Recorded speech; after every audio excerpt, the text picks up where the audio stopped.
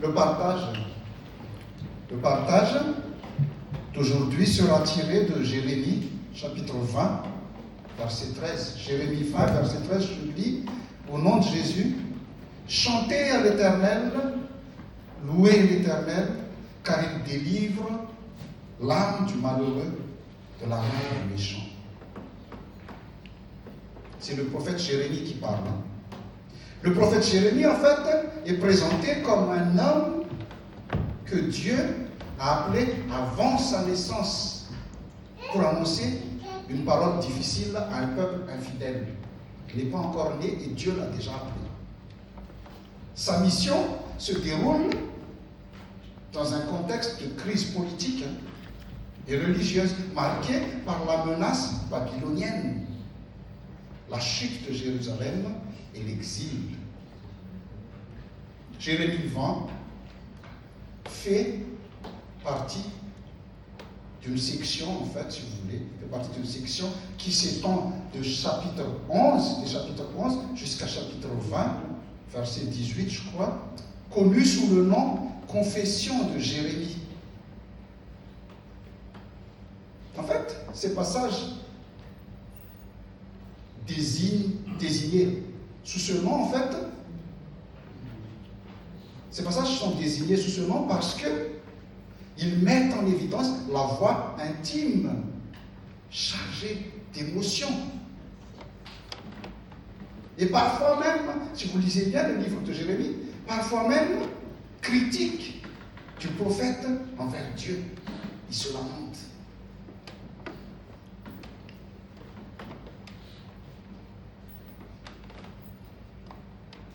Il convient toutefois de préciser que Jérémie il ne confesse pas ses péchés. Dans ces chapitres-là, il ne confesse pas ses péchés. Il se plaint.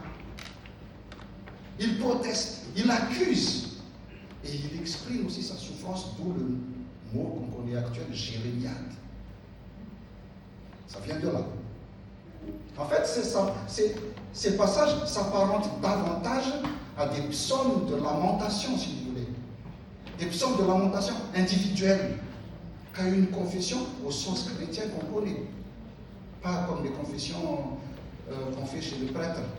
Ce n'est pas ça. Mais Jérémie est représenté comme un prophète qui endure des épreuves. Il est maltraité. Il est ridiculisé. Et il est rejeté aussi. Au point d'envisager de se taire. Il ne voulait plus prêcher la parole de Dieu. Il ne voulait plus. Parce qu'on le rejette tellement, on le maltraite tellement. Il dit, je laisse tomber. J'en veux plus. Mais pourtant, la parole de Dieu brûle en lui. Et l'empêche de garder le silence. Des fois aussi, nous, on a envie, surtout quand on a des soucis, ou on voit des soucis dans les églises, des fois, on a envie de tout laisser tomber. Et si vous êtes encore là, c'est parce que la parole de Dieu brûle en vous. La parole de Dieu brûle en vous. La parole de Dieu vous empêche de garder le silence. Jérémie 20, du verset 7 au verset 18, en fait, raconte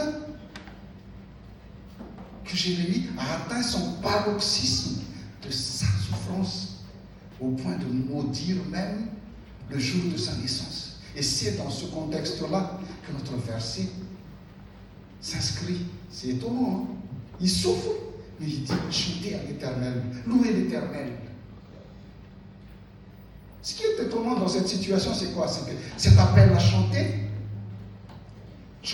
et louer à l'Éternel, je reviens encore comme ce que j'ai dit tout à l'heure, ce verbe est encore ici à l'impératif pluriel. Ce qui indique que Jérémie ne s'adresse pas seulement à lui-même, mais à son auditoire. Il s'adresse à tout le monde. Parce qu'on a tendance à croire que la louange vient après la bénédiction. C'est tout le temps ce qu'on pense. On dit souvent que quand Dieu aura répondu à ma prière, je louerai. Quand cette difficulté sera derrière moi, je le remercierai. Mais ici, Jérémie, en fait, nous enseigne autre chose. Si on ne loue pas Dieu dans les épreuves, si on ne loue pas Dieu quand on est tout en bas, on l'oubliera quand on sera tout en haut. C'est ça, en fait. Combien de personnes ont prié à genoux, supplié Dieu pour avoir quelque chose, mais quand ils les ont eu, disparu. On ne les voit plus. Ils ont oublié Dieu. Ils ont oublié Dieu.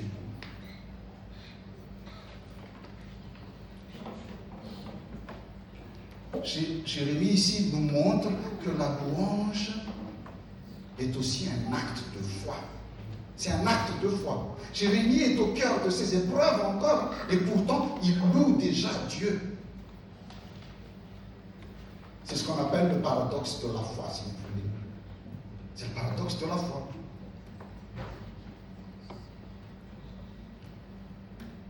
Louer Dieu, c'est parfois dire, Seigneur, Seigneur, je ne comprends pas tout ce qui m'arrive, mais je continue à te faire confiance.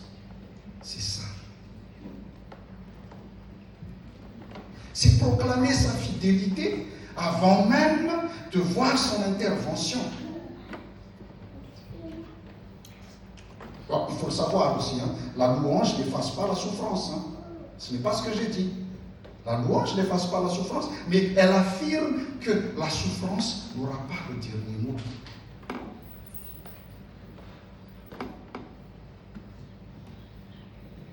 Le chant, nous chantons, c'est le festival. Le chant se transforme alors en une action de résistance et de proclamation de foi face aux difficultés. C'est ça.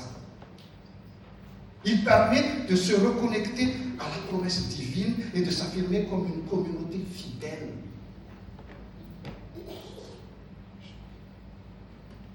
Lorsque nous louons, nous devons voir plus loin que les notes de musique, plus loin que la mélodie, ou les techniques vocales et musicales. Non, il faut voir plus loin que cela. Hein. La louange est avant tout un moyen d'exprimer notre reconnaissance envers notre Dieu plein d'amour et de renouveler notre confiance en lui. C'est pourquoi la louange chrétienne n'est pas seulement une question de musique. La musique est importante et précieuse et belle aussi. Hein. Elle touche nos émotions et nous aide à exprimer notre foi. Mais la véritable louange commence dans le cœur. Un cœur reconnaissant peut louer Dieu. Un cœur reconnaissant peut louer Dieu avec un orchestre complet, comme cela aujourd'hui. Un cœur reconnaissant peut aussi louer Dieu dans le silence d'une chambre d'hôpital, par exemple. Un cœur reconnaissant peut louer Dieu dans la joie comme dans les larmes.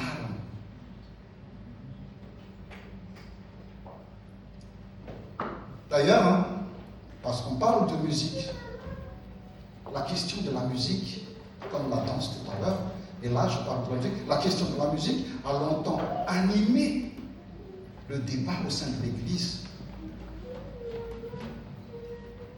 D'ailleurs, à l'époque de la Réforme protestante, deux figures emblématiques ont émis des points de vue diamétralement opposés là-dessus. Martin Luther, le réformateur. Martin Luther, par exemple, percevait la musique comme un don divin merveilleux. Il soutenait que juste après la théologie, la musique occupait la deuxième place la plus importante. C'est ce que Martin Luther disait. Pour lui, la musique et le chant étaient une façon de propager l'évangile. À l'inverse, un autre réformateur, le réformateur suédois Ulrich Zwingli, je ne sais pas si vous le connaissez, mais lui, il craignait que la musique n'occupe trop de place au sein des offices religieux. Et il alla même jusqu'à interdire les chants et les instruments dans les assemblées de Zurich. Il a interdit. Et le plus surprenant dans tout cela, en fait, c'est quoi? C'est que Ulrich Zwingli était lui-même une virtuose de la musique, en fait. Il était lui-même un excellent musicien. Il aimait profondément la musique, mais il craignait qu'on admire davantage les mélodies que les seigneurs. Quelle est la leçon à retenir de ça? La leçon à retenir est simple. Même si leurs conclusions étaient différentes entre Luther et Zwingli, cherchaient tous deux à protéger la même réalité. C'est quoi? La gloire de Dieu. C'est ça qu'ils voulaient protéger. C'est cela qui est important le plus. La question n'est pas d'abord de savoir quelle musique utilisons-nous, quel instrument utilisons-nous, mais qui est au centre. C'est ça le plus important. Qui est au centre? Si la musique oriente les regards vers Dieu, elle remplit sa fonction. En revanche, si elle ne fait qu'attirer l'attention sur les musiciens ou les chanteurs, elle perd sa raison d'être. La musique chrétienne atteint sa beauté maximale lorsqu'elle devient une porte ouverte sur la grâce de Dieu. Et c'est ce que l'apôtre Paul a dit. Cette grâce constitue d'ailleurs le fondement le plus profond de notre louange. Dans Romains 5 que nous avons lu tout à l'heure, l'apôtre Paul affirme que c'est par Adam que le péché est entré dans le monde, mais que Dieu n'a pas laissé l'humanité enfermée dans cette situation. Là où le péché a laissé des blessures, Dieu a fait surabonder sa grâce par Jésus-Christ. Voilà pourquoi nous chantons. Voilà pourquoi nous jouons. Non seulement parce que nous avons vécu un beau festival, mais parce que Dieu nous a aimés le premier. Nous chantons parce que Jésus-Christ nous a sauvés. Nous chantons parce que la grâce de Dieu est plus grande que nos fautes, nos échecs et nos peurs. C'est ça. Ça, c'est de la louange. Cette louange, en fait, la louange devient un témoignage. Moi, je l'ai déjà dit à quelqu'un d'Amiens, je pense que j'espère qu'ils ont retenu. J'ai dit, quand vous chantez à l'église, quand vous chantez dans les fêtes de l'église, n'oubliez jamais, louange et non spectacle. Louange et non spectacle. Dans l'évangile selon Matthieu, Jésus déclare, c'est pourquoi quiconque me confessera devant les hommes, je le confesserai aussi devant mon Père, qui est dans les cieux. Mais quiconque me reniera devant les hommes, je le renierai devant mon Père, qui est dans les cieux. Matthieu 10, 32, 33. Ça veut dire quoi? Ça veut dire tout simplement que confesser le Christ, ce n'est pas seulement parler de lui, avec nos lèvres. C'est aussi le célébrer publiquement. Chaque fois que nous chantons pour sa gloire, nous proclamons notre foi. Chaque fois que nos voix s'élèvent vers lui, nous affirmons que Jésus-Christ est Seigneur.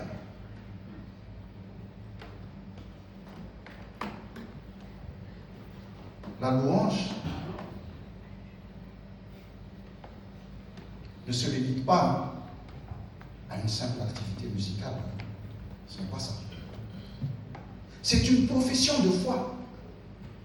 Lorsque nous chantons, nous révélons au monde que notre espoir réside en Jésus-Christ. C'est pour ça qu'on chante. Nous croyons fermement que Dieu est digne de notre confiance. Et nous proclamons que Jésus vit encore aujourd'hui.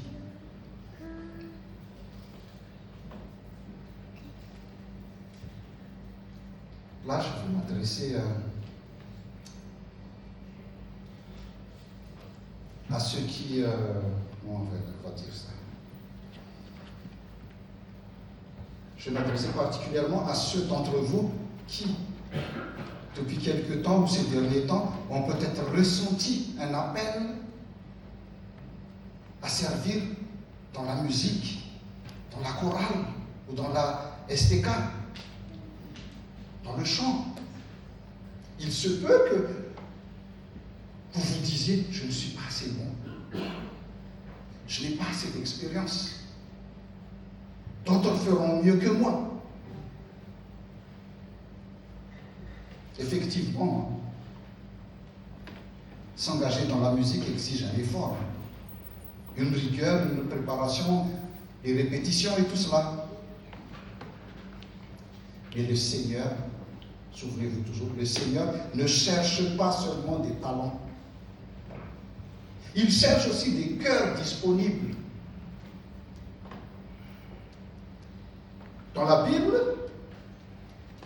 Dieu a souvent fait appel à des personnes qui ne se sentaient pas à la hauteur. Comme Moïse. Moïse, par exemple, il pensait qu'il n'est pas éloquent. Ou Jérémie, qui se considérait comme insuffisamment fort. Jésus a choisi des disciples ordinaires pour propager l'évangile.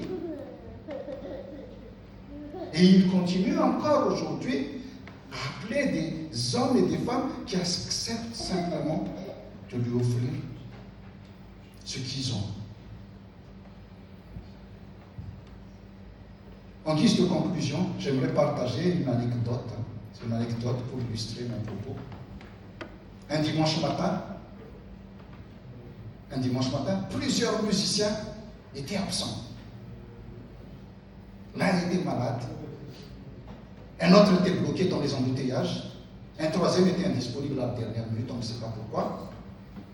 Finalement, il ne restait qu'un jeune guitariste débutant. C'est le seul qui était là. Et comme nous aimons bien parler, juste avant de commencer le culte, quelqu'un a chuchoté. Aujourd'hui, ce ne sera pas terrible. Ce ne sera certainement pas notre meilleur culte. Mais curieusement, à la fin du culte, plusieurs personnes sont venues dire combien elles avaient été touchées par la présence de Dieu. Pourquoi? D'après vous, pourquoi? Parce que ce jour-là, personne n'a été ébloui par la performance. Tout le monde regardait le Seigneur. Cela nous rappelle une vérité simple en fait. Dieu n'attend pas la perfection avant d'agir. Il agit souvent à travers des personnes qui acceptent humblement de se mettre à sa disposition.